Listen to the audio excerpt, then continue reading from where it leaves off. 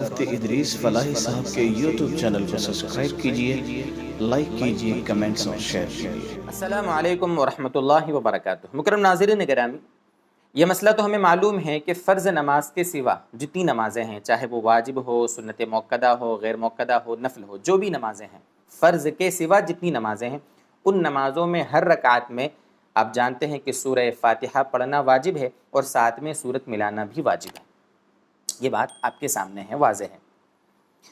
نماز کے واجبات کتنے ہیں اس کے بارے میں ہم نے مستقل ایک ویڈیو بنایا ہے، اس کے لنک ڈسکرپشن میں موجود ہے۔ ٹھیک ہے، ایک مسئلہ تو یہ ہوا کہ فرض کے سوا جتنی نمازیں ہیں ان سب نمازوں میں ہر رکعت میں سورہ فاتحہ کے ساتھ سورت ملانا واجب ہے، اور فرض نماز میں پہلی 2 رکعتوں میں سورہ فاتحہ کے ساتھ سورت ملانا واجب ہے۔ جیسے مغرب کی نماز میں پہلے 2 رکعت میں ہم سورت ملا لیں گے، واجب ہے، اور تیسری رکعت میں صرف سورہ فاتحہ پڑھیں گے۔ ظہر اثر عشاء کی نماز ہے تو یہ 4 رکعت فرض ہے، اس میں پہلی 2 رکعتوں کے اندر ہم سورہ فاتحہ کے ساتھ سورت ملا لیں گے، جس کو ضم سورت کہا جاتا ہے۔ بعد میں 2 رکعتوں میں ہم سورہ فاتحہ کے ساتھ سورت نہیں ملائیں گے۔ یہ ہے مسئلے کی وضاحت۔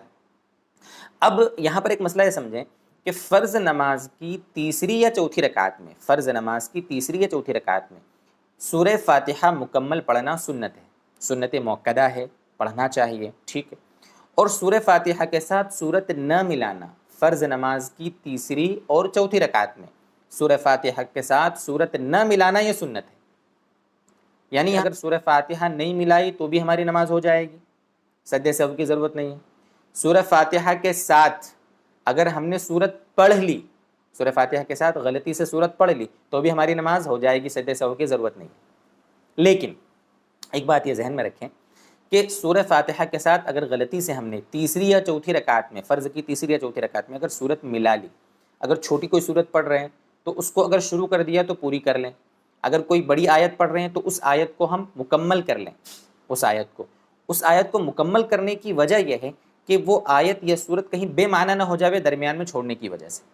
سجدے سہو کی ضرورت تو ہے ہی نہیں، تیسری یا چوتھی رکعت میں اگر سورہ فاتحہ کے ساتھ سورت ہم نے ملا لی تو سجدے سہو کی ضرورت نہیں ہے۔ اگر جان بوجھ کے کریں گے تو نماز خلاف سنت ہوگی، اور بھول میں اگر ایسا ہو جاوے تو کوئی مسئلہ ہی نہیں ہے۔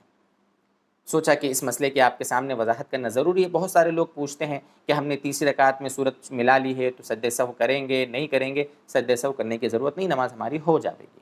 اللہ تعالیٰ مزید اس طرح کے مسائل ہمیں اور سمجھائے اور عمل کی توفیق دے۔ وآخر دعوانا ان الحمد للہ رب العالمین۔